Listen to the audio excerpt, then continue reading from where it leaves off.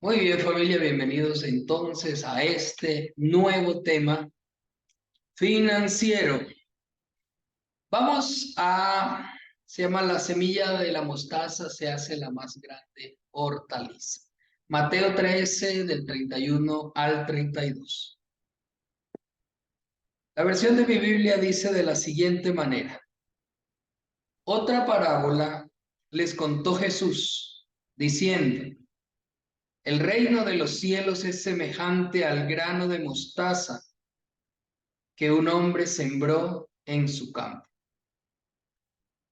Y aunque es la más pequeña de las semillas, cuando ha crecido es la mayor de las hortalizas y se convierte en árbol, tanto que las aves del cielo anidan en sus ramas.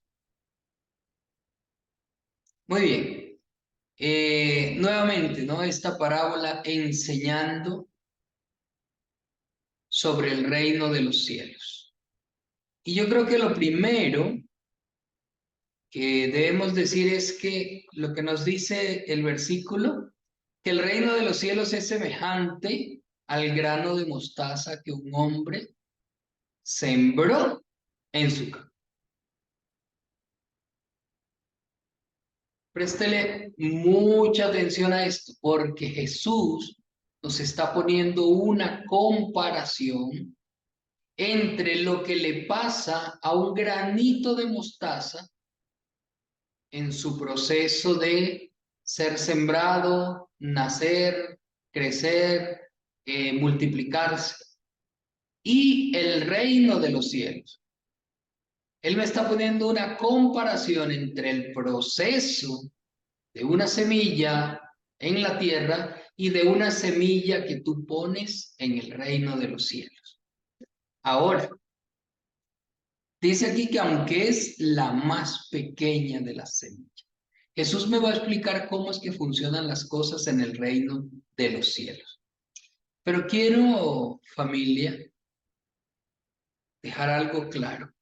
Cuando Jesús, perdonen, cuando Jesús habla del reino de los cielos, no se está refiriendo o no está haciendo mención a un lugar físico en alguna parte de alguna galaxia. Cuando Jesús habla del reino de los cielos, no está hablando de un lugar puntual. Bueno, me voy a ir al reino de Mónaco, por ejemplo, ¿no? O al reinado de Andorra, o me voy a ir al reinado de, yo qué sé, de allá de España, por ejemplo. Esta mañana que vi que estaban haciendo jurar la Constitución a la hija del rey de España, a Leonor. La princesa Leonor, que será la heredera del trono de España. No se refiere entonces a eso. El reino de los cielos más bien se refiere al sistema de vivir, a la forma de vivir de aquellos que hemos aceptado a Cristo en el corazón. Es claro, cuando Jesús, en aquellos primeros días de su ministerio, dice: arrepentíos porque el reino de los cielos se ha acercado. Es decir, el reino donde vive mi Padre, es decir, esa esfera espiritual, ese plano espiritual donde vive mi Padre, el creador de todo, ahora está a su disposición. Era lo que decía el Señor Jesucristo al decir: el reino de los cielos se ha acercado. Cualquiera de ustedes puede vivir entonces conforme Dios planeó. Esto es, conforme a lo que se vive en el reino de los cielos. Vamos a ver entonces, porque en el reino de los cielos hago la pregunta: ¿quién es el rey? ¿Quién es el rey del reino de los cielos? Dios, Dios. Jesús. Así es, así es. Inequívocamente podemos contestar que el rey de ese reino es nuestro Padre Dios. Entonces Jesús, que es el Hijo de Dios y que ha vivido toda la eternidad en ese reino, nos va a explicar cómo es que deben o cómo es que funcionan las cosas en ese reino. Entonces toma el ejemplo del grano de mostaza para ilustrar esto. Entonces, nótese que esto es importante. Para ilustrar el reino de los cielos, toma la ley de la siembra y la cosecha. Aquí nos va a enseñar. Pero miren que para ilustrar el reino, para que uno comprenda cómo funciona el reino de los cielos, las cosas en el reino de los hijos de Dios, Jesús toma la ley de la siembra y la cosecha para que lo entendamos. Entonces comienza diciendo Jesús, esto es, recuerden que estamos en Mateo 13:31. El reino de los cielos es semejante al grano de mostaza que un hombre sembró en su campo. Grano de mostaza, un hombre siembra en su campo. Es decir, les pregunto, a ver quién me lo responde. Imagínense tener un campo pequeño, pongámosle 10 hectáreas, que yo sé que no es mucha cantidad de terreno comparado con una hacienda, pero 10 hectáreas. 10 hectáreas es muchísimo. Creo que una hectárea son 10.000 metros, si no estoy mal, cuadrados. 10 hectáreas. Imagínese sembrar un grano de mostaza, ya no le pongamos 10, en una hectárea. ¿Será que si yo siembro hoy un grano de mostaza y le digo a alguno de ustedes, por favor, mañana por la mañana va a ese sector que está ahí, a ese lote que está ahí encerrado con alambres y tiene una hectárea, consígame el grano de mostaza que yo sembré? ¿Será que usted es capaz de encontrarlo en esos 10.000 metros cuadrados? Seguramente que no. Por ahí hay un dicho que dice, es como buscar una aguja en un pájaro. Y es cierto, es cierto. Me olvidé de algo. Déjame un segundo. Pero, muy bien, es cierto esto. Entonces, familia, lo que primero que comienza a decir es, imagínense el reino de los cielos como alguien que siembra un grano de mostaza, una semillita de mostaza, en un amplio campo.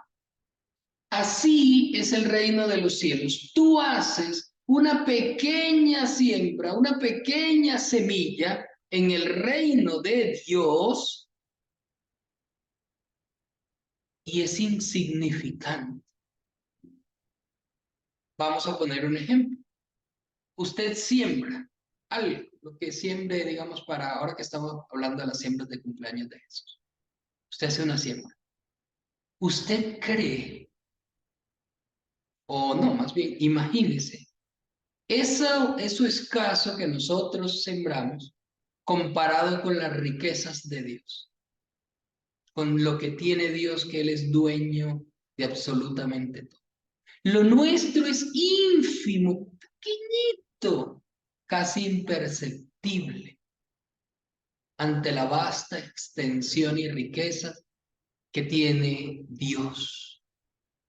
Así como un granito o una semillita de mostaza es casi imperceptible en un tremendo campo.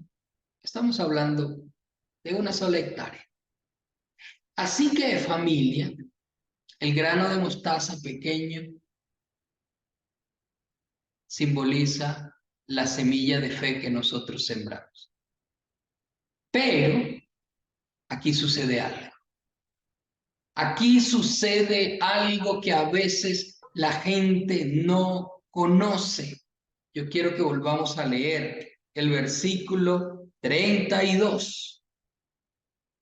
Y aunque es la más pequeña de las semillas, cuando ha crecido, es la mayor de las hortalizas y se convierte en árbol, tanto que las aves del cielo anidan en sus ramas. Me está diciendo el Señor Jesucristo que así como el pequeño granito, la pequeña semillita de mostaza, se convierte en una tremenda planta que es capaz de llegar a abarcar todo el perímetro en donde está. Así es esa pequeña siembra, esa semilla que tú siembras en el Señor, en las cosas de Dios, pasa exactamente lo mismo. Eso que tú siembras en el reino de Dios se expande. Ya lo vimos el sábado. El sábado sacábamos cuenta, bueno, muchos no estuvieron. Le dije que les voy a pasar el video, no he podido hacerlo, tratar de hacerlo mañana. Pero yo les explicaba, la viuda de Sarepta le dijo a Elías que ella solo tenía un puñado de harina, pongámosle media libra de harina, y un poco de aceite. Y ese día aquí sacamos cuenta, ¿cuánto costará media libra de harina? Todos me dijeron, líder, 30 centavos ya. Y pongámosle que tenía 40 centavos de aceite. O sea que ella sembró una semillita muy pequeña de 70 centavos en Elías. Pero dice la Biblia que comió ella, él es Elías, y su hijo por 3 años y medio. Entonces yo les hice una cuenta, yo les hice una operación matemática.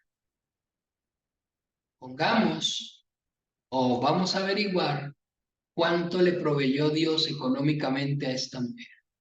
Dijimos que para sustentarse ella, que trabajara ganándose $500 mensuales. Si se ganaba $500 mensuales, estoy hablando de nuestro tiempo, en un año se habrá ganado 6,000. En 2 años, 12,000. En 3 años, Dios le habría sustentado con $18,000. En 3 años y medio, con $21,000. Y sacamos cuenta. Ella sembró 70 centavos y Dios le devolvió $21,000. ¿Sabe cuánto equivale 70 centavos? O al revés, ¿cuánto equivale dividir $21,000 para 70 centavos? 30,000.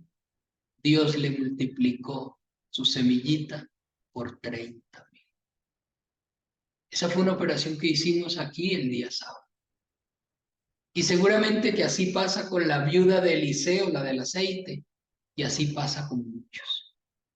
Pero yo quiero, familia, que usted mire este pasaje en muchas partes de la Biblia. Le voy a mencionar algunos casos.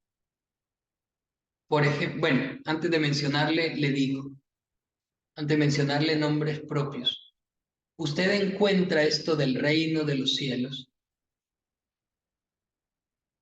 expresado en términos como, por ejemplo, en Malaquías 3:10 dice, hasta que sobreabunde. Dios utiliza el término sobreabundar, hablando de lo que pasa, de la provisión que Dios da a sus hijos. Habla de sobreabundar. En Lucas 15:17, el hijo pródigo, cuando está por allá perdido, dice, en la casa de mi padre hay abundancia de pan. El término que usa es abundancia. Y en Génesis 26:12, cuando Isaac cosechó, sembró y cosechó, habla de que cosechó al 100 por 1. ¿Sabe cuánto es el 100 por 1? 10,000% fue el rendimiento de la siembra de Isaac. El 10,000%. La viuda de Sarepta fue el 30,000. Este fue el 10,000. Esos son los términos que utiliza Dios. Por eso yo me alegro tanto. Yo me alegro, yo me gozo con esta temática de la siembra, con esta temática de la fe, de conocer al Señor, de entender cómo actúa Dios. Yo me alegro porque yo soy un testimonio vivo de cómo Dios prospera, multiplica. Vamos a mirar entonces algo interesante. ¿Sabía usted que este reino del que hablan aquí, no todos los cristianos lo conocen? ¿Sabía usted que hay un plano espiritual que no todos los cristianos lo tienen claro en su mente? Que la mayoría de cristianos, no, perdón, así no. Lo tienen claro en su mente, pero no en su corazón. La mayoría de cristianos entienden cuando leen, sí, entienden que hay un reino de los cielos, un reino espiritual, pero muy pocos son los que han entendido por revelación qué es este reino y lo ven. Y en la Biblia hay no sé cuántos ejemplos de esto. Este reino no lo ve todo el mundo. Vamos a mirar algunos casos. Yo les había hablado de Jacob. Vamos a Génesis capítulo 30. Génesis capítulo 30.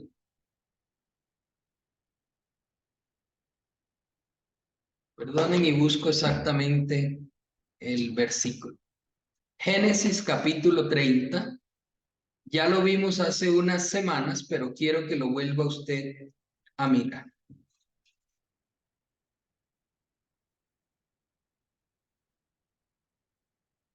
Ok.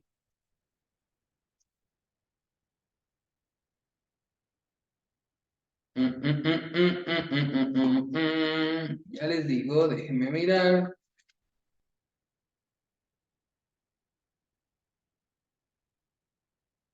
Mm,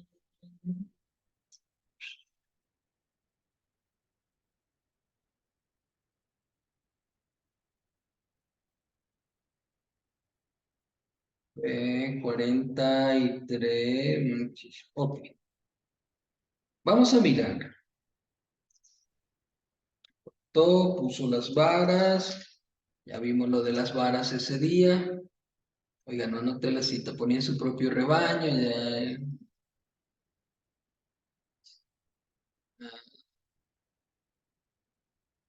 Vale. 43 tal vez.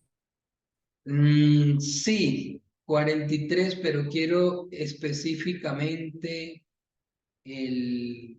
Aquí está, versículo 31:10. 31:10. Recuerden que a Jacob le han nacido ovejas pintadas, manchadas, rayadas, pero de animales que no tenían pintas, manchas ni rayas. Y eso era extraño y ya sabemos que Jacob había puesto unas varas. Pero una noche se le aparece el ángel de Jehová y le muestra algo que Jacob nunca había visto. Quiero que mire el versículo 10. Además, 31:10. Al tiempo en que las ovejas estaban en celo, alcé mis ojos y vi en sueño que los machos que cubrían a las hembras eran listados, pintados y abigarrados. Y el ángel de Dios me dijo, Jacob, y yo le respondí, heme aquí. Y él agregó, alza tus ojos y verás que todos los machos que cubren a las ovejas son listados, pintados y abigarrados, porque yo he visto todo lo que Labán te ha hecho. Yo soy el Dios de Betel, donde tú ungiste la piedra y donde tú hiciste aquel voto. Familia linda, escuche esto, porque aquí hay un misterio que usted necesita conocer. ¿Cómo era posible que las benditas ovejas, yo decía en el tema anterior, que eran blancas, yo les puse que eran blancas, pues, pero que no eran manchadas, pintadas ni salpicadas, ni las ovejas ni los ovejos, cómo es posible que salieran con pintas, manchas y rayas? La respuesta está aquí. Jacob sabía que estaban pariendo pintadas, listadas y manchadas, pero no sabía qué había detrás, en el plano espiritual. No habían sido abiertos sus ojos. Aparece el ángel de Dios y le muestra y dice, mira, lo que está pasando es esto, Jacob. Lo que está pasando es que aunque tú ves que las ovejas no son pintadas, manchadas, ni listadas, en el plano espiritual, los que están montando esas ovejas son machos pintados, listados y manchados. Familia, este es un misterio que pocos entienden, que pocos conocen. Y es la forma como suceden los milagros. El doctor te está diciendo, señor Manuel Cedeño, usted tiene esta enfermedad y esto no tiene cura. Esto hay es que operar, don Manuelito. Y claro, y todos ven que don Manuel tiene alguna enfermedad en algún lugar del cuerpo. Nuestros oyentes, redes sociales, calendario.com, por las nuestras iglesias en el país. ¿Y esto qué es? ¿Y quién me prendió a mí la radio? Y entonces los médicos y los familiares de don Manuel Cedeño y Ligia y todos lo miran y dicen, está enfermo. Y de pronto en un día de oración Dios le dice, está sano, pero ninguno ve por dónde. Y los médicos le dicen, está enfermo. Y los vecinos dicen, está enfermo. Y Dios dice, está sano. Está enfermo, está sano. Y la gente te dice, yo te veo que estás enfermo. Y Dios en su palabra te dice, yo te veo que estás sano porque yo te sané. Pero tú no lo entiendes porque no lo ves. Pero la Biblia dice, bienaventurados los que no vieron y creyeron. Y entonces don Manuel Cedeño y Ligia y todos, y Sarita y Desiré, empiezan a decir es que, dicen las niñas, el papito Manuel está sano, y todos dicen sí, está sano, y dentro de 2 semanas está sano. ¿Qué fue lo que pasó? Dios les abrió el entendimiento, les abrió los ojos para que miraran en el reino espiritual lo que estaba sucediendo. Familia, y hay un reino espiritual que a veces nos cuesta a nosotros verlo. Y claro, como nosotros solo queremos ver con estos ojos, entonces nos cuesta creer. Nos cuesta creer. Hay un pasaje donde Eliseo ora para que su discípulo le sean abiertos los ojos y mire el ejército de Dios. Vamos a mirar en Segundo de Reyes capítulo 6 para que usted vea cómo se da este caso. Segundo libro de Reyes capítulo 6.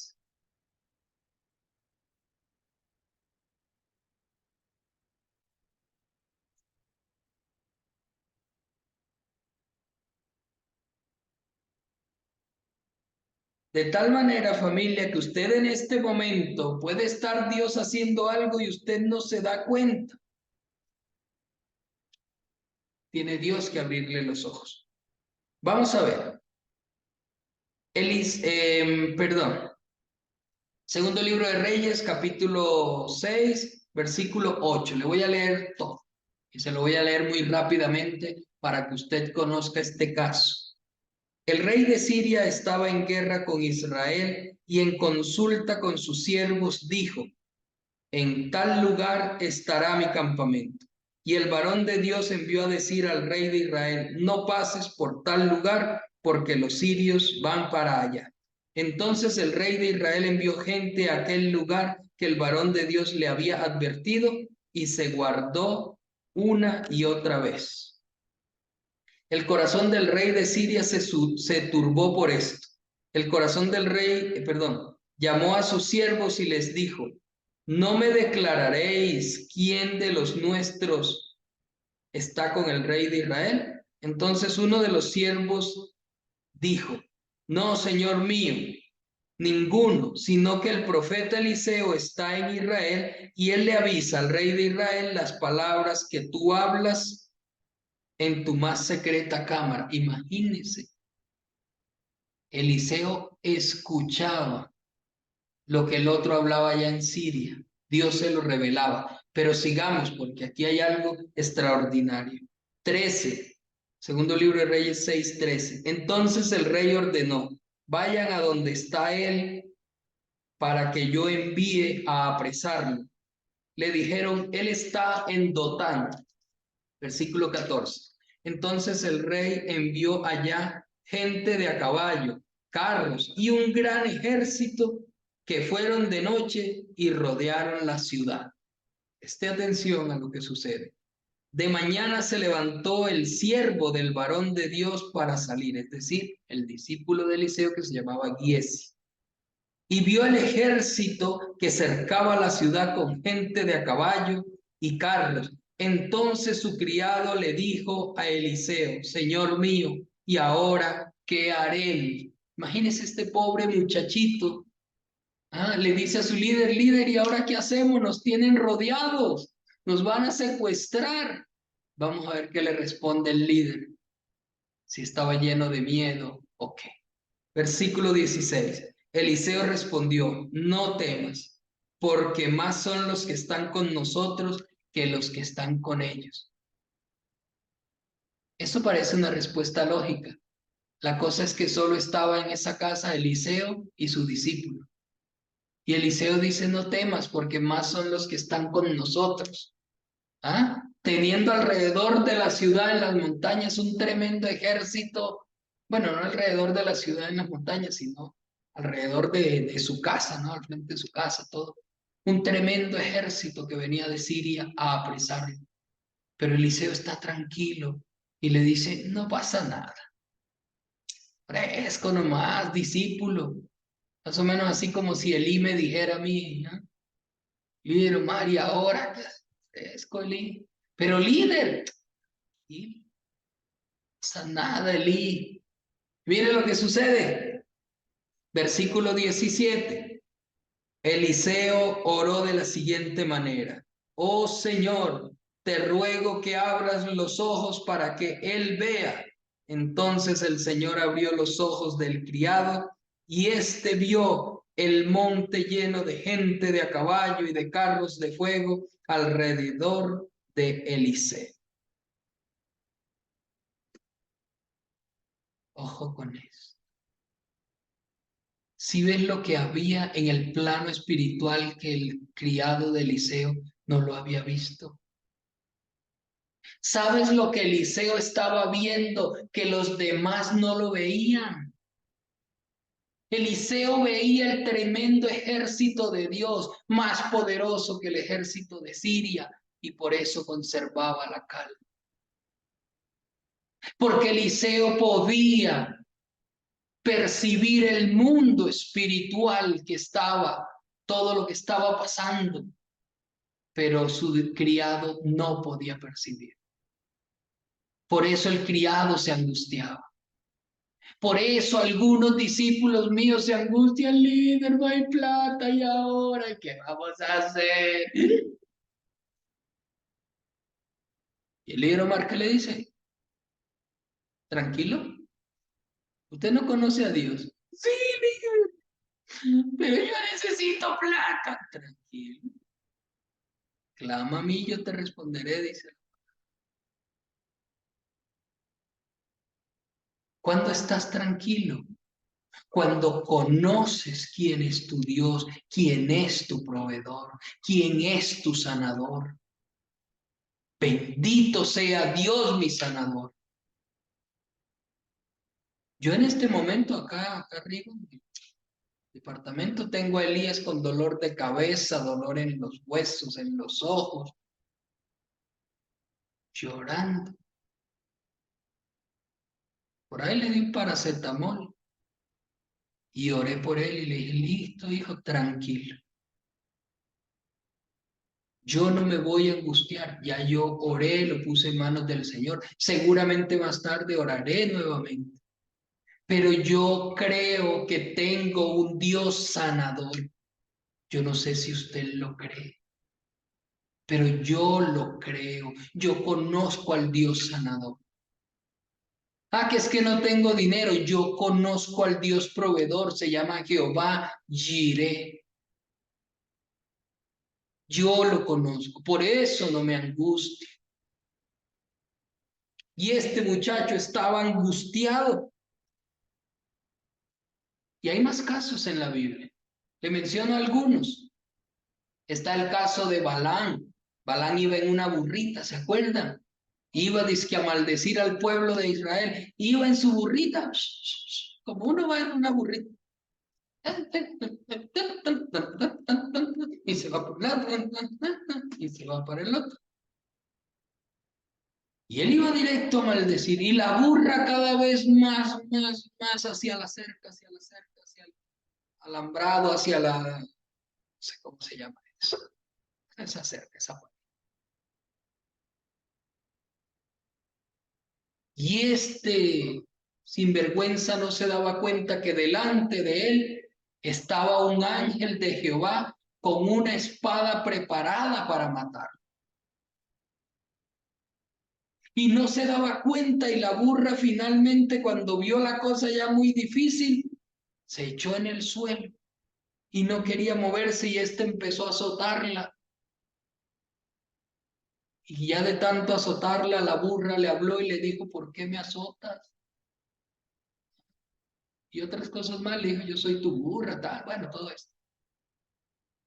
Y dice la Biblia, le fueron abiertos los ojos, y en ese momento se dio cuenta de que la burra lo que había estado haciendo era protegiéndolo, porque si este burro caminaba, el burro de Balaam, digo, si el burro caminaba y la burrita no se detenía, el ángel lo mataba. Familia, necesitamos que sean abiertos nuestros ojos para entender este mundo espiritual, para entender este mundo espiritual. ¿Se acuerdan cuando el apóstol Pablo, cuando Saulo de Tarso iba hacia Damasco y de repente, estoy hablando de Hechos 9, de repente lo rodeó un resplandor de luz del cielo y cayó a tierra, y hablaba uno con él y le dijo, Saulo, Saulo, ¿por qué me persigue? Dice la palabra de Dios ahí en Hechos 9 que los demás a la verdad oían la voz, pero no veían a nadie. Solo Saulo lo veía. ¿Me hago entender? Hay un mundo espiritual, hay un reino espiritual donde Dios hace los milagros que a veces nosotros no percibimos. Por eso muchas veces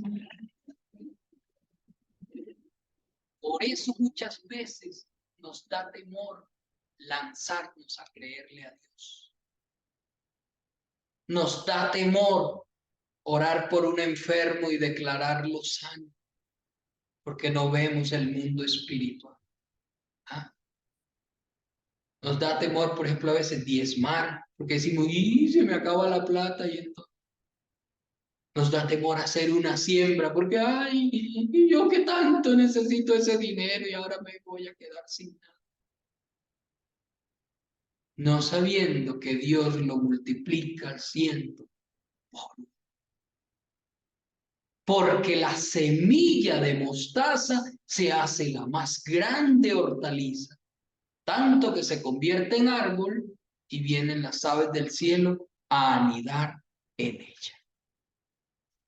¿Sabían ustedes que ese plano espiritual del que yo les hablo es más real que el plano físico donde usted y yo vivimos? Ese plano espiritual que no se ve es el plano donde las cosas son creadas. Yo le he explicado en más de una ocasión la diferencia entre Génesis 1 y Génesis 2. En Génesis 1 Dios creó las cosas.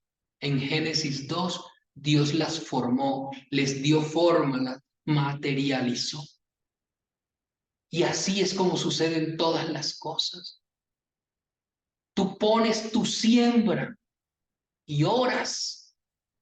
Y en el plano espiritual esa siembra empieza a echar raíces y a crecer y a dar fruto, pero tú en el plano material no lo ves todavía. No te estás dando cuenta. Y a los 2 meses, a los 3 meses, empiezas a ver el fruto en el plano material. ¿Sabe dónde está eso escrito? Y anótelo para que nunca se le olvide. Hebreos 11:3. Por la fe entendemos haber sido constituido el universo por la palabra de Dios, de tal manera que lo que se ve fue hecho de lo que no se veía. Ahí está ese principio. Lo que se ve, lo que te rodea, primero es hecho donde no se ve, por el plano espiritual que no se ve. ¿Sabes dónde más está? En Mateo capítulo 6, si no estoy mal, es el versículo 9, que dice, y tú cuando ores, entra en tu habitación y cierra la puerta y ora a tu Padre que está en lo secreto. Lo secreto es ese lugar que nadie puede ver, ¿no? Y tu Padre que ve en lo secreto te recompensará en lo público. ¿Qué es lo que pasa cuando tú y yo oramos? Entramos a ese plano espiritual, a ese reino de Dios. Ayer hablábamos de las riquezas, ¿de qué?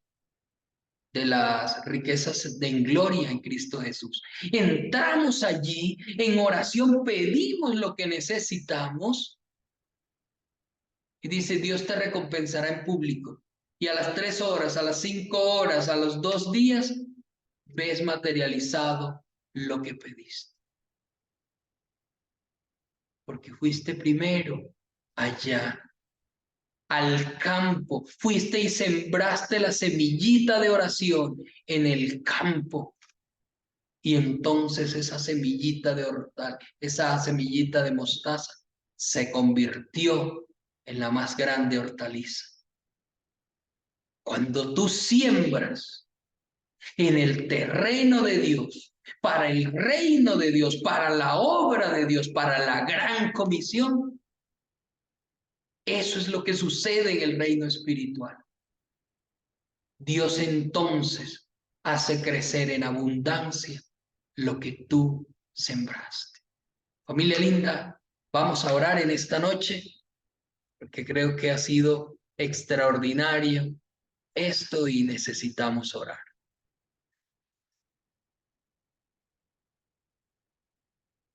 Déjeme antes, vamos a detener la grabación.